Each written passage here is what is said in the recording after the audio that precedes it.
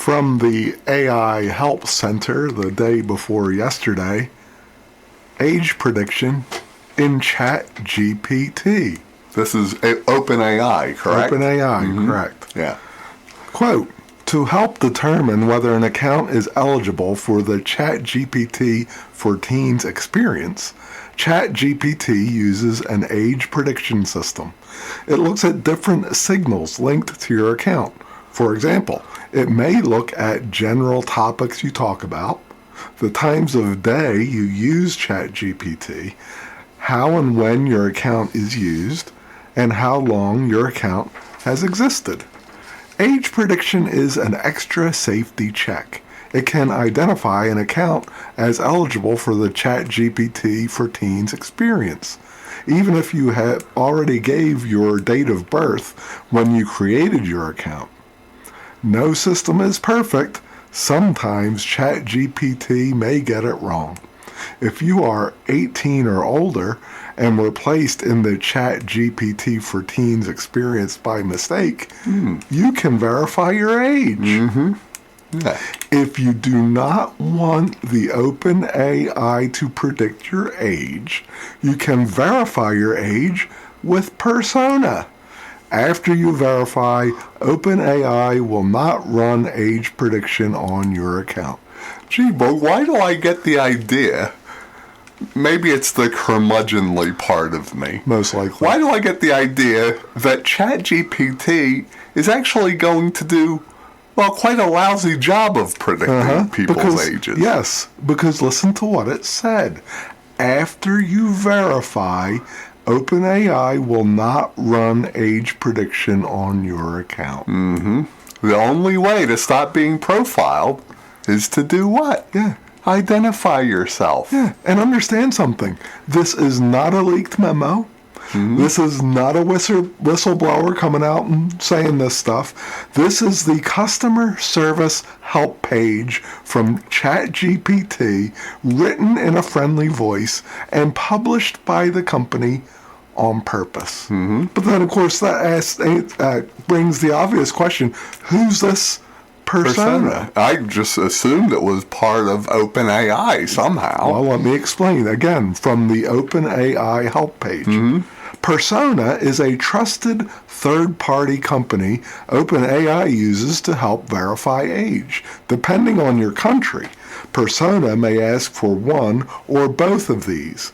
Use your phone or webcam to take a real-time photo of your face.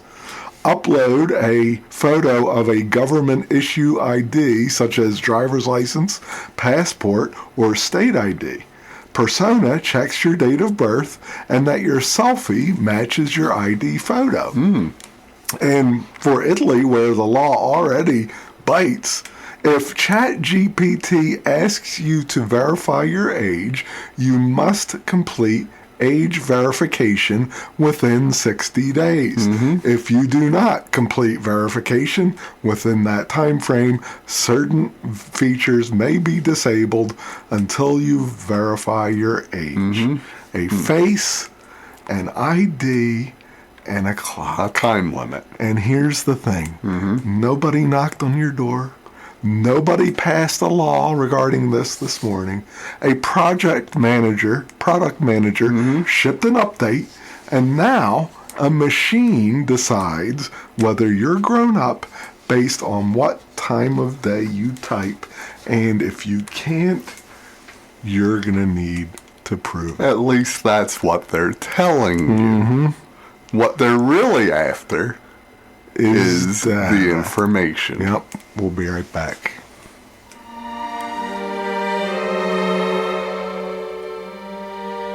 We're sorry to interrupt your regularly scheduled program for the following unfortunate broadcast.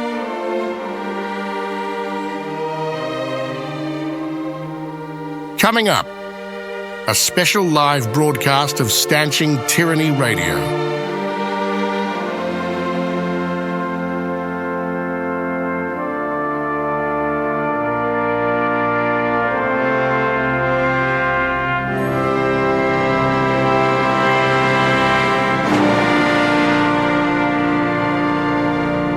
Here are the hosts of Stanching Tyranny, Jim and Jeff Stanch. Broadcasting from the spacious KSBF studio in Bonners Ferry, Idaho. Welcome to Stanching Tyranny Radio.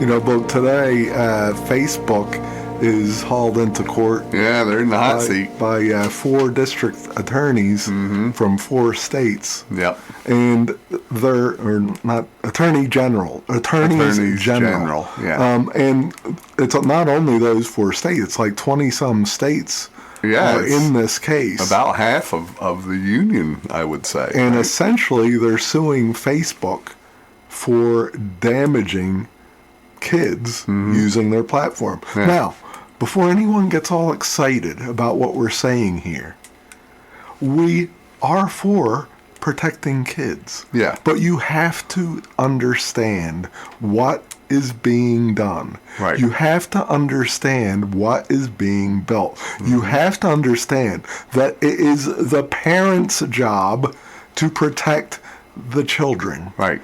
It is not the government's. It was never the government's. Right. If the child doesn't have the phone, there's no issue to legislate. Right. Right. And just as equally, it's not the government's job to take the phone away either. No, it's mom and dad's phone. Right. So, mom and dad, you have to establish rules and boundaries. Yeah. It doesn't matter what the neighbor kids are doing. It doesn't matter what the kids at school are doing. It doesn't matter that everybody else has this or that, or does this or that. Here. Listen to the old King James. Deuteronomy chapter 6, verses 6 and 7. And these words which I command thee this day shall be in thine heart, and thou shalt teach them diligently unto thy children, and shalt talk of them when thou sittest in thine house, and when thou walkest by the way, and when thou liest down, and when thou risest up. Notice what it says in Deuteronomy. When thou sittest in thine house, when thou walkest by the way, when thou liest down, when thou risest up. It's the whole day. You understand that? Furthermore, it's life. Correct. Life itself revolves around, to quote Deuteronomy, these words, the words of God. Yeah. That's God's intention. We have the freedom to choose whether or not we'll follow that.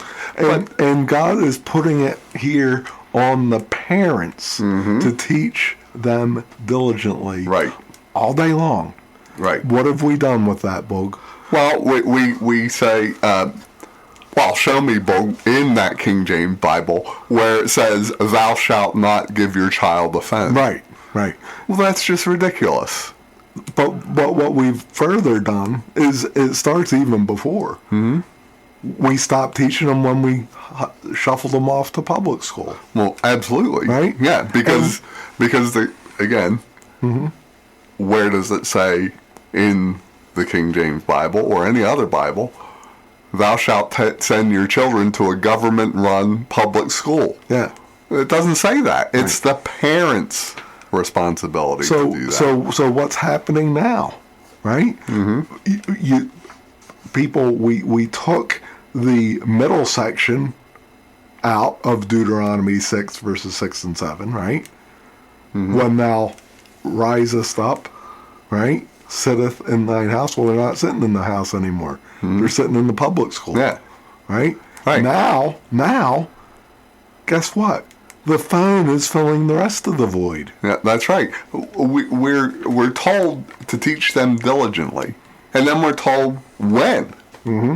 Which is all day long. When you wake up. When you're sitting in your house doing whatever.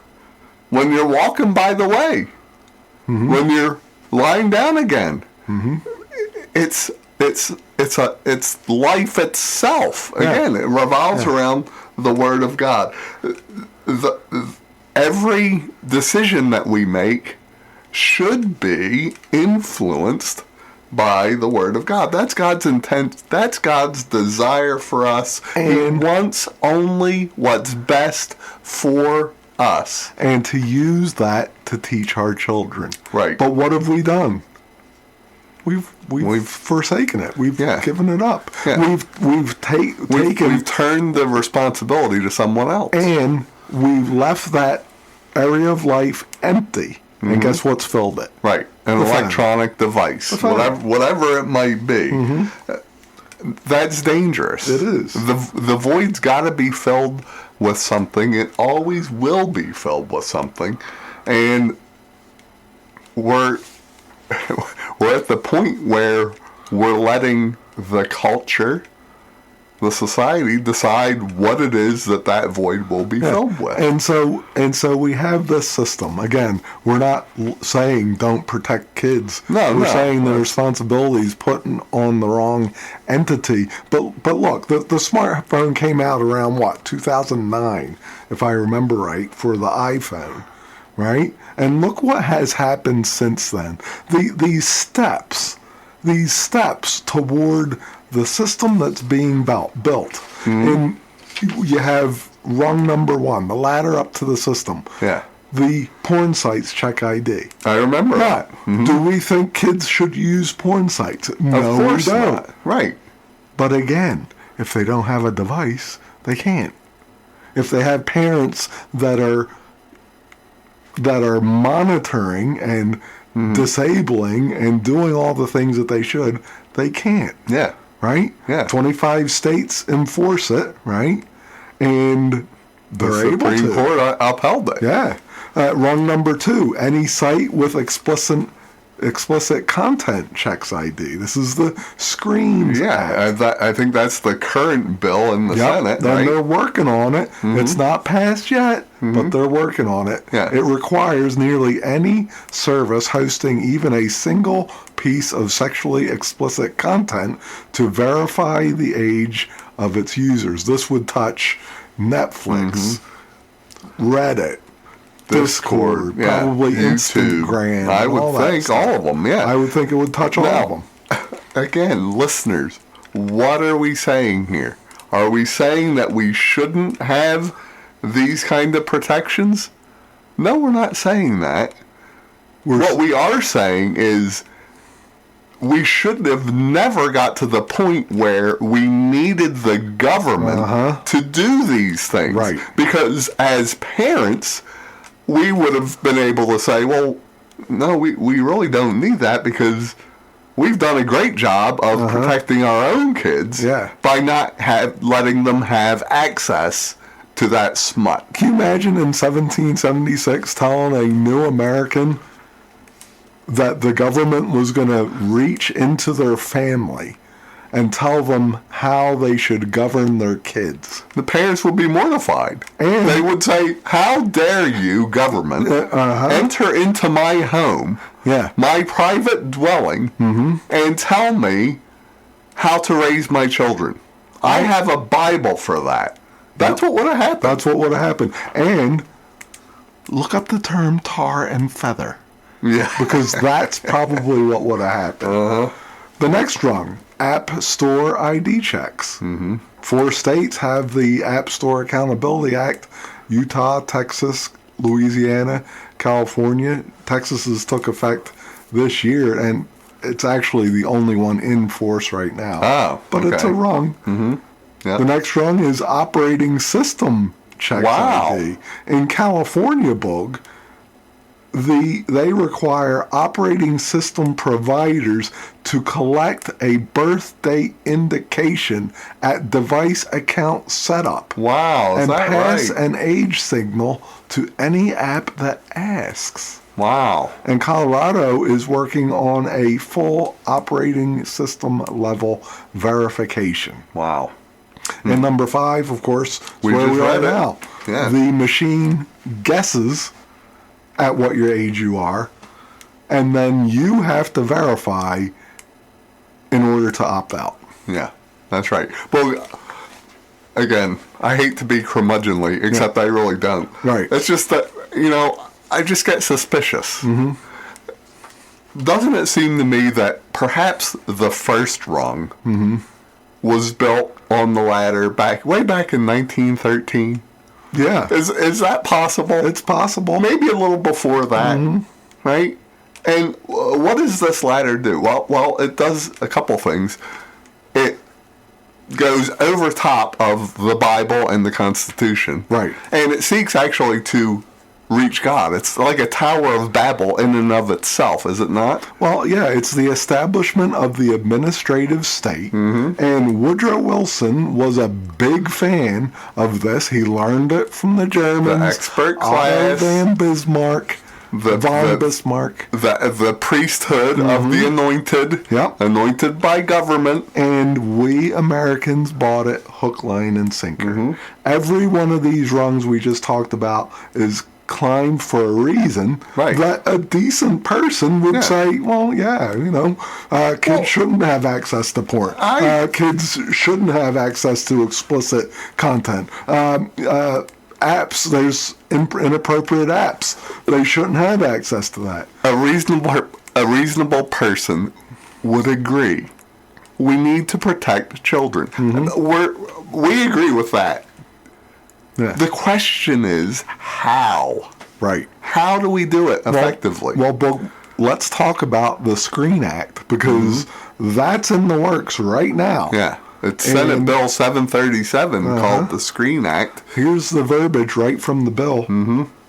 Quote, what counts as verification? A technology verification measure employs a system or process to determine whether it is more likely than not that a user of a covered platform is a minor. Saying you're an adult is not enough. The platform must provide that requiring a user to confirm that the user is not a minor shall not be sufficient. Yeah.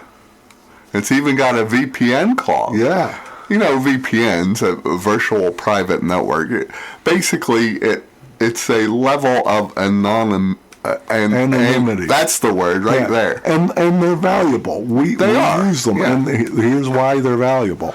Because hackers then cannot establish a connection to your computer. And that's good. Right, because the address is always changing through the VPN. Yeah, but the problem with them is there's some smart teenagers, and they know how to exploit that to make them look like they're an adult. They're someone when they're not. Yeah. Right?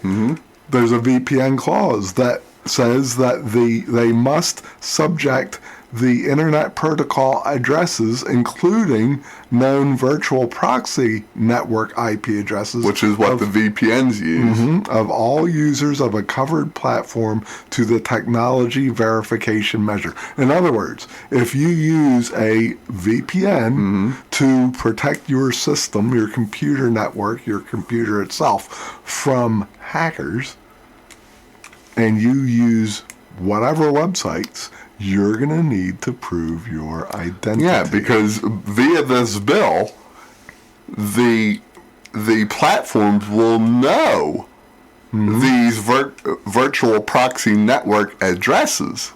And so when they get traffic through one of these VPN addresses, they're going to say... They're just going to assume that you're a minor. They're going to assume you're a minor. Because remember, the standard is that they have to determine whether it is more likely than not that a user of a covered platform is a minor. That sounds very scientific.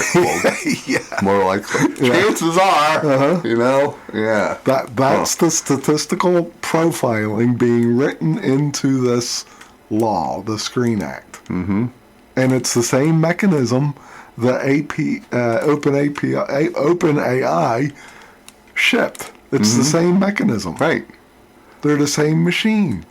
And one of them has the Federal Trade Commission right behind it. Yeah, that's right. Right? Yep. There's another bill, KOSA. KOSA. KOSA, the Kids Online Safety Act. Oh. Now, Boog, you hear that title. Boog, who would be against I know. kids' online safety? If you're against the KOSA Act, Boog, then that means you don't want kids to be safe online. That's right. August 5th, 2026, the KOSA advanced unanimously, carrying its, quote, duty of care.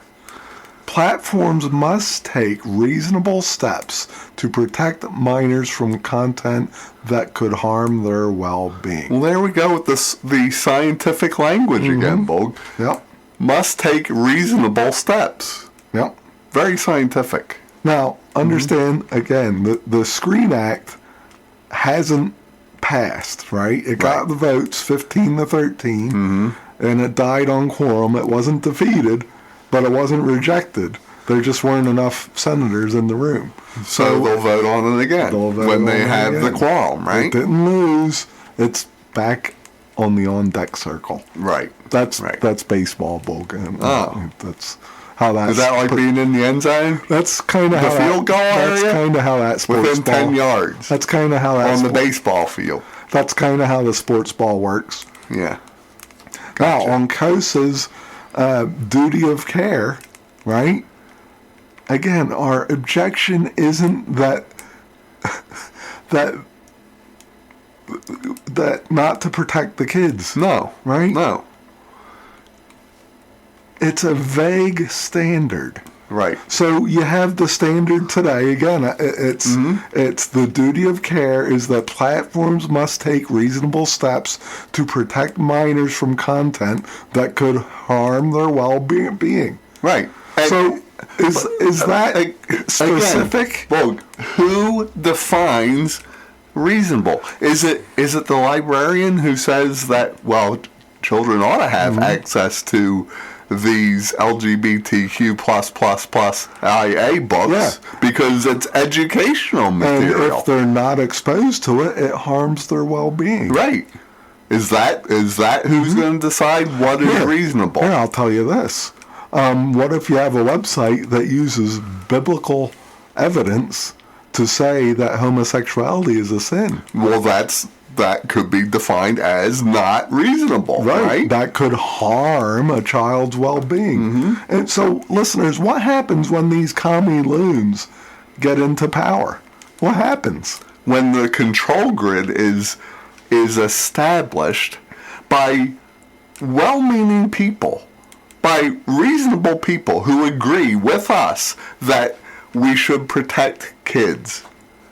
What happens when that control grid is laid out at a federal level and then wicked people are put in place to control it? What happens? Yeah. It's not good. It isn't good.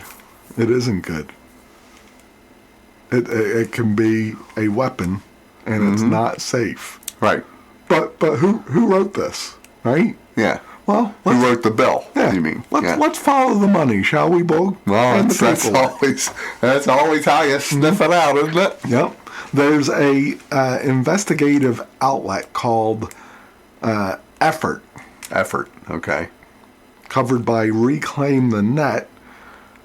5 organizations behind Britain's Online Safety Act are now backing age verification and digital ID legislation across 21 U.S. states and Congress. Wow. Now, listeners, I don't know if you've been paying attention to what's going on over there in Britain, but then people are off the rails. No, forget free speech. Yeah. I mean, that's pretty much gone there. They're off the rails. They're to the point where no one, and I don't know if this passed yet, but they're talking about it, that no one can make any kind of content unless they're approved by the government. In other words, basically the BBC and whoever else, and that's it.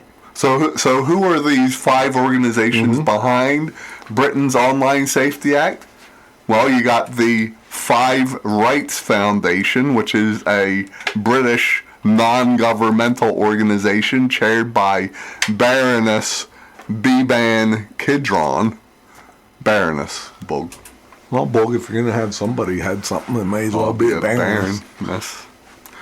The next organization is the Center for Countering Digital Hate, another British organization. I didn't look these up, but you can only guess what the Center for Countering Digital Hate is all about. Yeah, and you can only guess what their definition of hate is. Exactly. The Institute for Strategic Dialogue is another one. And then you have the Reset Tech. Reset Tech is a global consortium, and it's specifically the UK branch that has worked on this British Online Safety Act. Yeah, and then the last one is the Age Verification Providers Association. It's a trade association, Bug, in Britain, whose members, what do you know? You know what they do? Yeah. They supply age verification and estimation technologies. Well, surely they do it only for your good. Right, there's no conflict of interest there. Unless you look at the numbers. I resent your implication. Yeah, Reset Tech Action. Right, Reset Tech Action, the global consortium that Bug just talked about, spent $1,352,800 lobbying Congress and state legislators since 2024. Five Rights, that's that first one, the British NGO. The Baroness Beban Kidron lady person. Yep. She paid a lobbying firm $50,000 for the California legislator in 2022 and is engaged on 42 bills across 18 states, 11 of which have become law. What do you know? Already, yeah. Yeah, and the Age Verification Providers Association, Bug, pushed for sites within the Act's scope to run age checks on VPN users. They're the ones who want to get the virtual proxy network addresses so that they can use their technology, because it's a big segment. It's a big part of business. If you're a business person, you're using a VPN. And if you're a business person in the Age Verification Providers Association, one of your points of frustration is, we got this technology, but X% of users can work their way around it because they're using VPNs. Right. And they benefit from the age verification. Right. So you have a trade association whose members sell the checking of ID as a service. Right. And have spent the last few years arguing that guess what's needed, we need more ID checks. Right. We need more ID verification. Yep. And they're getting it written into law. They got it written into law in Great Britain. They're working on getting it written into law here in the U.S. of A. Right. Yeah. That's what they're doing. So we have... And that's how it ends up getting written into the Screen Act. That's right. Yep. The Screen Act instructs the FTC on whom to consult when setting the standards for deciding whether a user is a minor. Yeah, and we have the list. Let's read it, shall we? We shall. The Commission shall consult with the following individuals. Individuals with experience in computer science and software engineering. Individuals with experience in advocating for child online safety. Individuals with experience in consumer protection and online privacy. Individuals who supply technology verification measure products or have expertise in technology verification measure solutions, and individuals with experience in data security and cryptography. That kind of covers the 5 that we already mentioned, does it not? It sure does.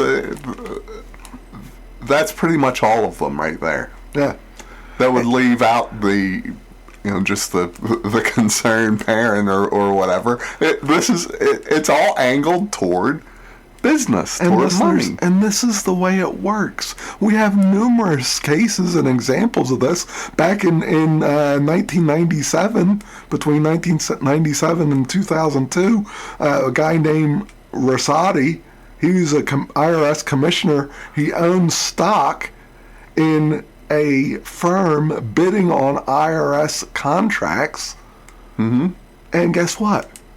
He got a waiver signed, letting him participate. Yeah, not a reprimand. No, not a some sort of process to stop him from basically insider trading. I mean, clearly. Instead, he got a waiver. Right. You have the FASB Rule 56. Mm-hmm. Be listening. We'll be getting into this a little bit more detail in the next hour. Federal Accounting Standards Advisory Board, FASB. And the agencies, government agencies, wanted to hide classified spending that was showing up in public books, accounting records. Okay. And so a rule was issued. And guess what the rule said? Oh, well, you don't have to disclose those transactions. And that was acceptable to, what is it that the accountants, generally approved or... Generally accepted accounting principles, yeah. Yeah, so since when is hiding something? Yeah. I mean, I thought accounting was all about not hiding something. That's your accounting. Oh. That's not their accounting. So I can't hide anything. Correct. They can hide whatever they want. Yes. I see. That's right. Yes. That's right. And now we're up to 2026. We have the Screen Act, and the people who sell the process of checking the IDs shape the ID check standard, and it's written right into the bill. That basically they have to be the ones that are consulted when enforcing and developing and all that, the technology of this bill. And when you, at least on the Screen Act book, you could defend the government in that they're at least trying to pass it via legislation. The FASB 56 rule, there was no vote. No. There was no law. That was just the bureaucracy made a rule that we all have to live by, except them. It's right out of the Bible. They're doing these things in darkness. They're not out in the light. It's in the minutes, I'm sure. Right? You can find it if you dig. But really, who's going to do that? And that's the thing. That's the thing, Boog. It's not hidden per se. Right. We just don't know where to look. We useless eaters, we're just trying to get by. We're trying to make a living. Right. We're trying not to have our purchasing power stole away from us. And since it is, we're working harder and harder to do it. We don't look at the details. We look at the headlines. Well, how about this detail book? Do you know what Screen Act stands for? No. Here it is. The Screen Act. Now, I'm going to read this to you. You decide whether you're going to be for or against it, based only on the enunciation of this, what is it, an acronym? Yeah. Shielding children's retinas from egregious exposure on the net. Wow, that's... Shielding children's retinas from egregious exposure on the net. You know, the net thing, Boog. Yeah. That's the interweb. Yeah. The worldwide hypertext transfer protocol system. The World Wide Web. That's what that is. I know. Boog, should we shield children's retinas from egregious exposure? Of course we should. But isn't it better to make sure that your children have their hearts protected? That's the better thing. Because that's the issue. Yeah. Jesus said it in Mark chapter 7. It's a heart problem. It's not an eye problem. Yeah. Do the eyes connect? Absolutely, right? Yes. But there's a heart problem with the child who will knowingly bypass protections that are in place to get around whatever it is that mom and dad have put in place to protect them. But that's a heart problem. But mom and dad got to understand it's their responsibility. And this has been being built. Right? Yeah. Let's take a look at the man who built it, shall we? Absolutely. The man who built it way back November 9th, 2017 in Philadelphia, Pennsylvania at the National Constitution Center, there was an event hosted by Axios. And the event was about curing cancer. And on the stage was a man named Sean Parker. Now, who is Sean Parker? Sean Parker was Facebook's first president. He's also a co-founder of Napster. You remember Napster? Yeah, was that music or something? Napster was music. That's when people did a whole lot of that illegal downloading the music stuff. Yeah, and Napster, they got their feet held to the fire ultimately. From what I understand, what Napster has basically become is an AI music generator. In other words, you can have a Napster account, and Napster will make you the music that you like to listen to, right? Based on your listening histories and preferences. Understand, you wouldn't have Apple Music as it is today had you not had Napster first. That's correct. Yeah. So that's Sean Parker, and again, he's the first president of Facebook. There's a lot of misinformation out there that he's a Facebook co-founder. Half of the mainstream press got that wrong. He's the first president of Facebook. There's a difference there. So what did he say? Well, he's at this meeting, this curing cancer event in Philadelphia, and he said this on the design goal, quote, "How do we consume as much of your time and conscious attention as possible? That means that we need to sort of give you a little dopamine hit every once in a while because someone liked or commented on a photo or a post or whatever. That's the method. What is it?"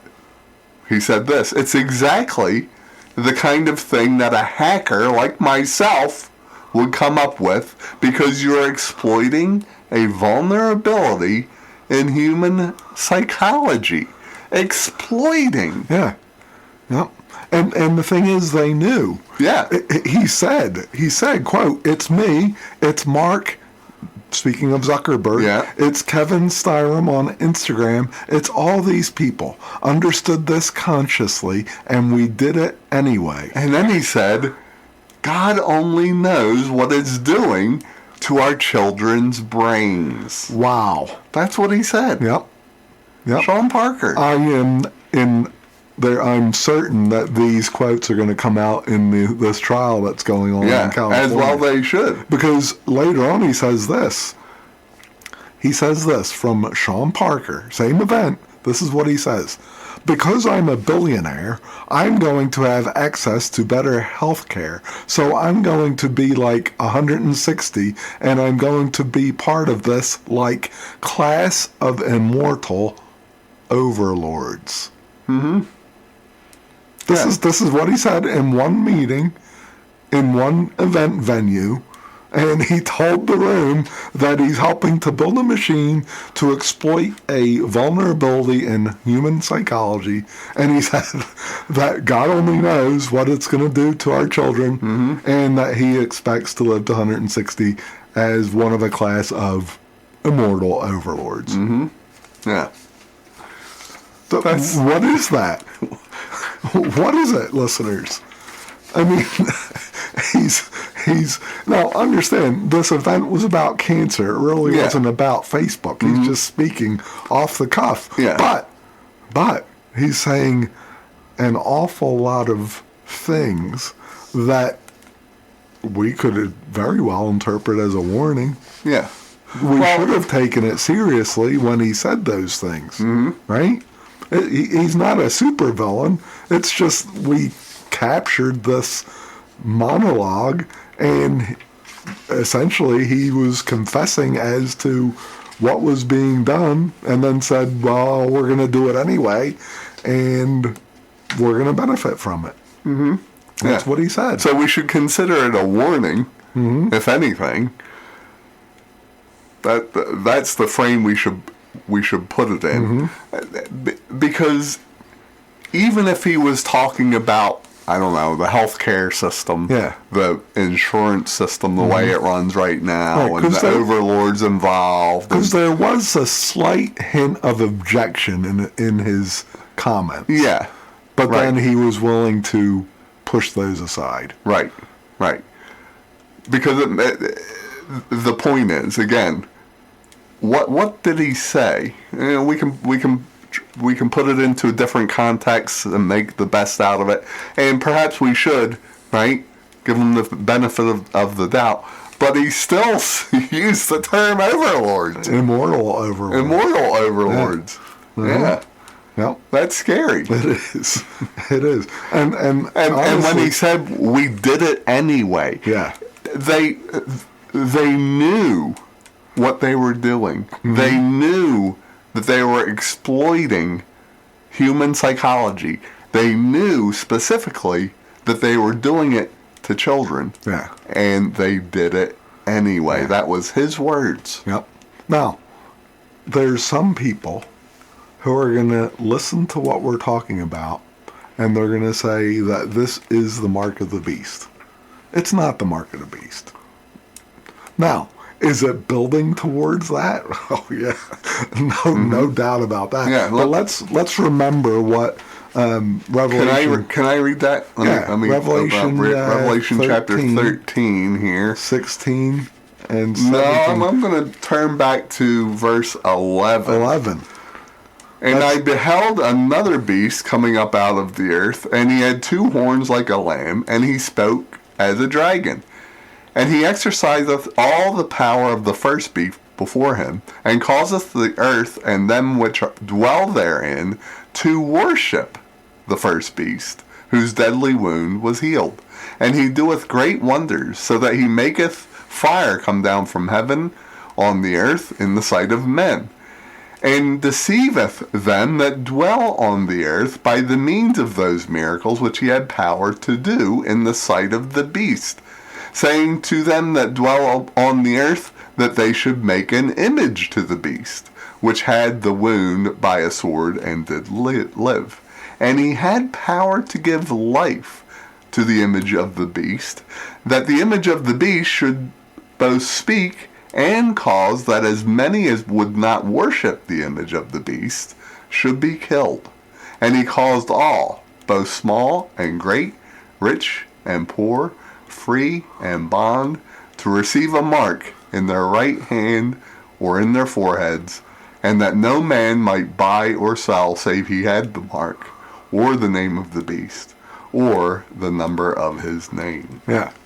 So this hasn't done any of those things. Right. But is it a step in the right direction? Yeah. Mm-hmm. Yeah. I mean, you're on the internet, right? And you want to go to a certain web page, and since you're using a VPN, your computer comes up with a message that says you got to do the age verification thing. That's not worship. Right. That's you're not you trying worshiping. to buy something on Amazon or trying to log into your bank or whatever. Mm-hmm. That's not worship. Right. But can that data be used in some future setup? Yeah, absolutely it should. Well, here's the question, Bog. They're building a prediction system. Yeah. Well, okay, it's age prediction right now, right? Why couldn't it be, let's call it, worship prediction tomorrow? Right. Do you see the problem with that? Mm-hmm. Worship prediction. Yeah. On the interweb. Yeah. And so we have this system, right, that's being built. And this is the rails. This is the if the system that's being built, right? If the mark of the beast and all that stuff is a train, this system being built is the rails that the train runs on. Right. That's what we're trying to say. Yeah. And so it's being installed one reasonable statute at a time. Right. I imagine, 50 years ago, nobody would have been able to dream of this. No. The mark of the beast system made no sense to anybody. Mm-hmm. Yeah. No sense. Yeah. Because it just, you couldn't see it. Well, that's what cracks me up about the people who say that this all happened in 70 AD. Yeah. I don't think the technology was quite there yet. Uh-huh.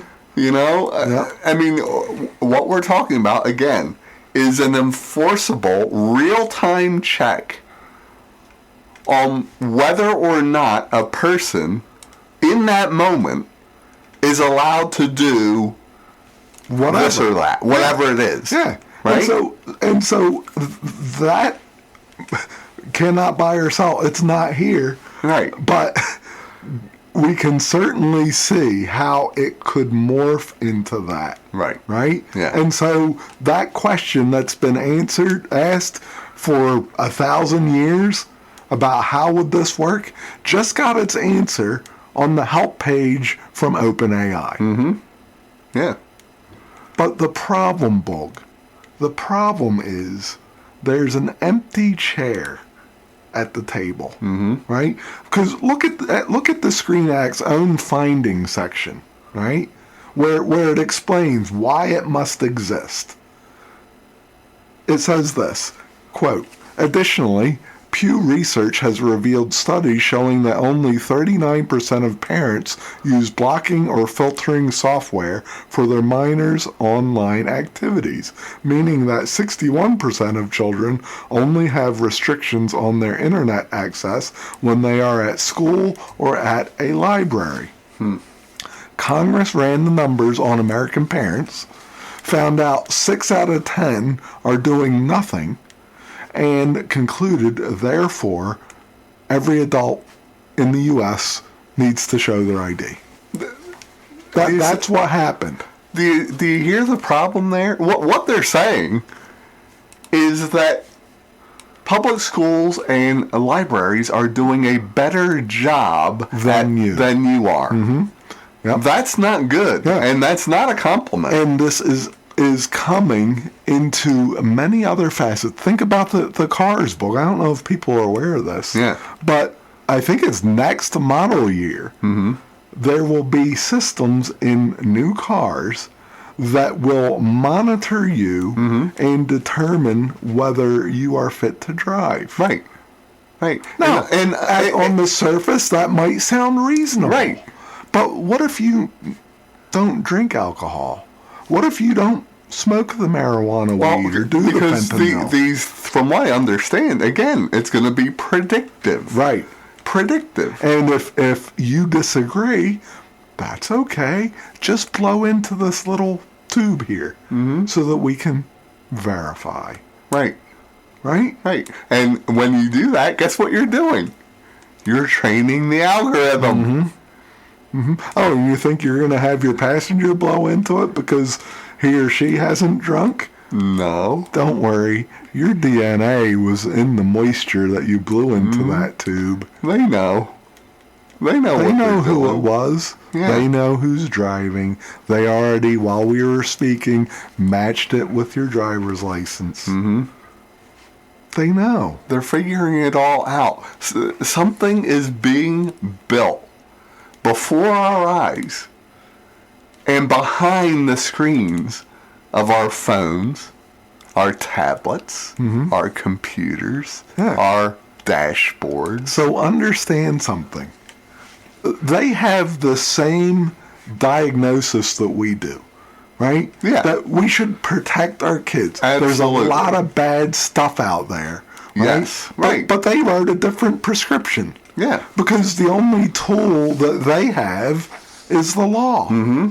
And that's the only thing that can reach past the parents. Yeah. And the parents aren't doing their job. Yeah, well, the federal government looked at the American household, dad in particular, and decided, well, he's not coming. He's not. So coming. we got to do something. And you know what? Pew Research says, yeah, that's right. That's what Pew Research says. Yep. From OpenAI's own launch announcement for ChatGPT for teens, this was only a couple days ago, a quote they chose, a feature from a high school math teacher in Miami. They used a quote from a high school math teacher in Miami on OpenAI's launch announcement for ChatGPT for teens. Now, what was the quote from the high school math teacher in Miami? Quote, "Not every student has someone at home who can help when they get stuck or have questions with their homework. With the right guardrails, AI can help fill that gap." Listeners, that ought to make every Christian parent's liver shiver. Yep. It absolutely should send a tingle up your spine when you hear that. And OpenAI used that in their marketing copy. They're outright saying the reason we're doing this is because you can't and you won't. Bog, he said, with the right guardrails, AI can help fill that gap. Let's define, what is that gap? Yep. What is it? Yeah. It's mom and dad. That's scary. Yep. That is scary. And we've made our bed here. Not only in the U.S., worldwide. Let's look at it plainly. Here's the problem. This is how sin works. Yeah. You got the parent who's slothful, right? Yeah. We hand over the device, get the kids a phone, because, it's easier, right? Yeah, everybody else is doing it, right? Yet Proverbs 24, verse 32 say, "I went by the field of the slothful, and by the vineyard of the man void of understanding, and lo, it was all grown over with thorns, and nettles had covered the face thereof, and the stone wall thereof was broken down. Then I saw, and considered it well, I looked upon it, and received instruction." What was the instruction? The wall was broken down. Nobody tore it down. It fell down because nobody kept it up. It fell apart. It was left up to its own devices. And that's the whole story of the American home and the smartphone in one verse, right there. Yeah. You have it right there in front of you. So you got the slothful parent. Then you got the child left to himself. Does what children do. Right. The Proverbs 29:15 says, "The rod and reproof give wisdom, but a child left unto himself bringeth his mother to shame." Proverbs 22:15 says, "Foolishness is bound in the heart of a child, but the rod of correction shall drive it far from him." Now, this isn't a generational problem. Yeah. This is the default condition of every person who has ever lived. That's the way it is. Yeah. The smartphone didn't create it. Before it was the smartphone, it was the television. Yeah. And before it was the television, it was the radio. And before it was the radio, it was, what was The it? telephone. Telephone. And There. before the telephone, it was the newspapers and the books. Right. Always something else to distract us as parents as to what we should be doing. Yeah. And it's in our nature. Yep. We understand that. So you have, the child sin. That's a real sin. Yeah. Dishonoring the parents who abdicated their responsibility, and the parents had their own sin. Neither one excuses the other. the father's sloth doesn't make the child innocent, and the child's rebellion doesn't make the dad innocent, then everyone looks up, and what do they say? Government, do something. Do something. And they're doing it. They're doing it. We'll wrap this up when we come back. Stanching Tyranny Radio.